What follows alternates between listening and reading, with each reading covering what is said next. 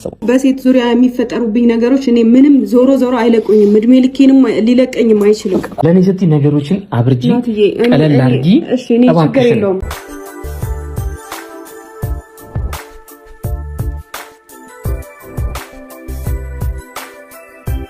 ዛሬ እንግዲህ ብሩክና ሀይሚ ያሉበትን ሁኔታ በመረዳት ናቲ የነሱን ችግር ለመፍታት ወደ እነሱ ቤት አቅንቶ ነበር። ነገር ግን ሀይሚ በተአምር ከዚህ በኋላ ያሁኑን ሳይሆን ወደፊቴ ስለሚያሳስበኝ ይሄ ነገር መቼ መቆም እንዳለበት ስለማላቅ እርግጠኛ ስላልሆንኩ በዚህ ነገር እኔ ከብሩክ ጋር አብሬ መቀጠል አልፈልግም በሚለው ሀሳቧ ጸንታለች ማለት ነው። ብሩክም እንግዲህ የመጨረሻ ከፍቶታል የምር ማለት ነው። ከሚባለው በላይ ነው የከፈው። ናቲም እንግዲህ ብዙ ለፍቷል እነሱን ለማስታረቅ። እንግዲህ ልደትም የልጁም ልደት ነበርና ትናንትና ከልደቱም እንግዲህ እነ ቡራ ነው የሄዱ። ሀይሚ አልሄደችም፣ የሁለታቸው ግጭት ስለነበረ ማለት ነው። እውነት ለመናገር እኔ በዚህ ልክ አልጠበቅኩም ቤተሰብ የምሬን ማለት ነው። እና የዩም ጉዳይ ያው ማለት ጉዳዩ እንደ ጉዳይ ይያዝ እንጂ ከድሮውም ይሄ ነገር ውሸት እንደሆነ ግልጽ ነው። ግን ደግሞ ነገሩ ተጠምዞ ሀይሚ ላይ በመውደቁና ሀይሚን ሌላ ያልተፈለገ ስሜት ውስጥ እንዲከታት ተደርጓል ማለት ነው። ይሄ ደግሞ አሁን ብሩክን ዋጋ ያስከፈለው ይገኛል ማለት ነው። ስለዚህ እኔ ለሀይሚ መልእክት አለኝ፣ ለቡራም ማለት ነው። በተለይ ለሀይሚ ማለት ነው። ቤተሰቦቼ ሀሳቤን ሰምታችሁ እናንተም ደግሞ ትክክለኛውን ይበጃል የምትሉትን ስህተትም ከሆነ የኔ ሀሳብ በቃ እንደ ሀሳብ ነው የምሰጠው። ግን ደግሞ የምር ሀሳብ መስጠት ፈልጋለሁ በተለይ ለሀይሚ ማለት ነው። እና ሰላም እንዴት ናችኋለሁ? ሰላማችሁ ይዛልኝ በያላችሁበት እያልኩኝ ወደ ቤተሰቦቼ ቪዲዮውን ስትጀምሩ በላይክ ጀምሩ፣ እንዲሁም ሰብስክራይብ አድርጉ። ስለምታበረታቱኝ አመሰግናለሁ። የምቀጥለው ከሀይሚ ነው ማለት ነው።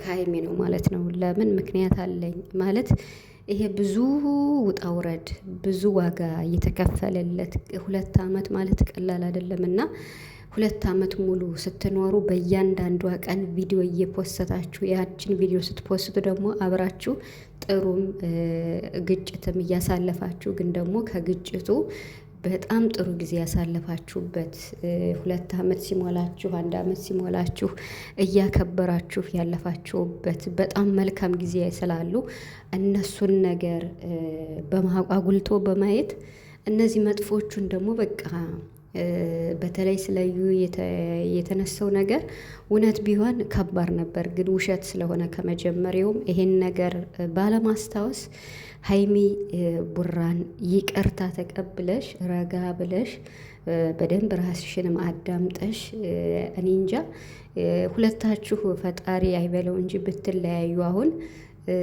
ሀይሚ ማለት ቡራ ብቻ አይደለም የሚጎዳው አንቺ ራሱ ትጎጃለሽ። እና ምክንያቱም የሚዋደዱ ሰዎች ሲለያዩ በጣም ከባድ ነው ከሚባለው በላይ ማለት ነው። ስለዚህ ይሄ ደግሞ መሆን የለበትም። ሀይሚ ከአንተ ጋር አልቀጥልም ከእሱ ጋር መቀጠል አልፈልግም በሚለው ነው እንግዲህ መጥፎ ስሜት ስለተሰማት ነው። እውነት ለመናገር በቃ ብሩክ ልክ እንዳልሆነ እኮ ሁሉም ሰው ብሎታል ማለት አብራኛ ጋር ትኑር እዩ ከኛ ቤት ትኑር ማለቱ ልክ እንዳልሆነ ሁሉም ሰው ያውቃል። ለዛ ደግሞ ቡራ አጥፍቻለሁ ይቅርታ ብሏል። እና አሁን የሀይሚ ትልቁ ነገር ምንድነው? ይሄን እያደረገችበት ያለችው በቃ ጥፋት አጥፍቶ ይቅርታ ሲል ይቅርታውን ሲቀበለው አሁንም ነገ ጧት ይደግመዋል ነው።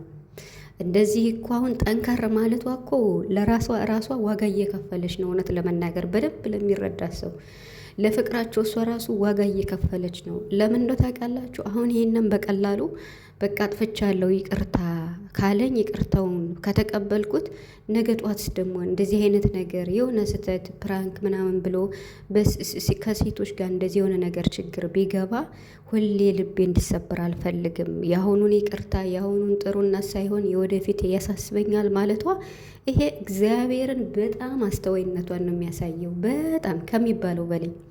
አሁን ይሄ ማለት ነው በቃ ለሁለታቸውም ነው እሷ ዋጋ እየከፈለ ያለችው።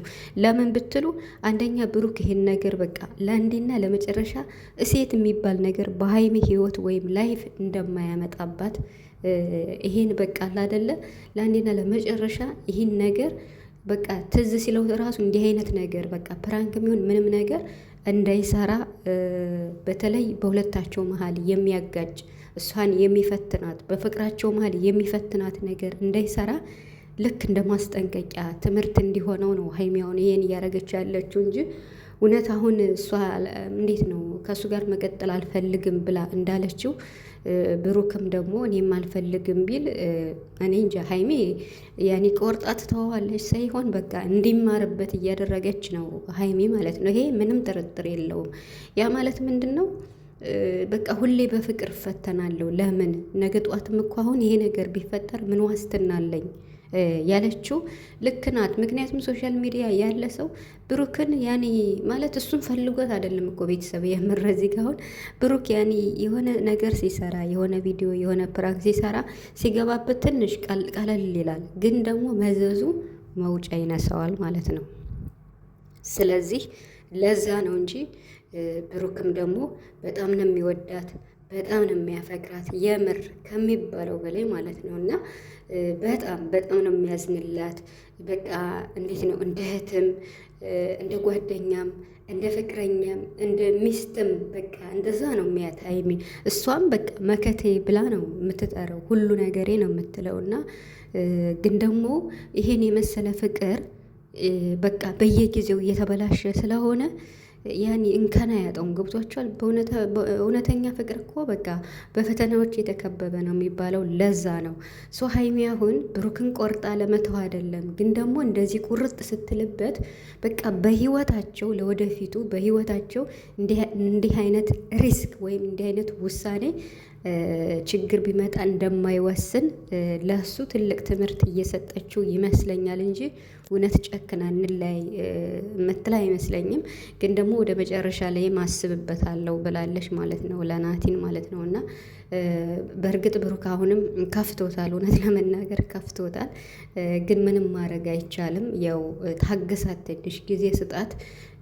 በእርግጥ ብዙ ስህተቶችን ሰርቷል ብሩክ፣ በነገሩ ባይገኝበትም ነገሮችን ግን በቃ አይደለ እንዴት ነው ችግሩን ለመፍታት የባሰ ትልቅ ስህተት እየሰራ ነበር። አብራነት ሁን ምናምን ቤት መከራየቱ ያ እንኳን እሷም እስኪ ሀይሚን ፈቅዳ ይሁን ዞረም ተዟዟረም በቃ ብሩክ ሀይሚንም ጠልፎ ያመጣት ያው ለፍቅር የከፈለው ዋጋ ነው እንጂ በሌላ ነገር አይደለም። እውነት ለመናገር አሁን በመኪና እንደዚያ ከፍፄ ጋር እዛው ሲመጡ ስለተዝናናባት የኔ ናት ስላለ ከኔ መለየት የለባትም በመሀላችን ሰው እየገባ ቡታጅራ ላይ የባሰ እያራራቀን ነው ብሎ በጋሽዬም ስለሚተማመን በእናብረሽም ስለሚተማመን ነው እንጂ እውነት ብሩክ ይሄን ያደረገው ሀይሚን እንደዛ ወደ አዲስ አበባ ዟት የመጣ ያኔ እንደዚህ በጉልበት ምናምን አይደለም። ይሄ ግልጽ ነው፣ ሁላችሁም ታውቁታላችሁ። ግን ይኸው ቤት መቆለፉ ደግሞ እኔ እንጃ አልገባኝም።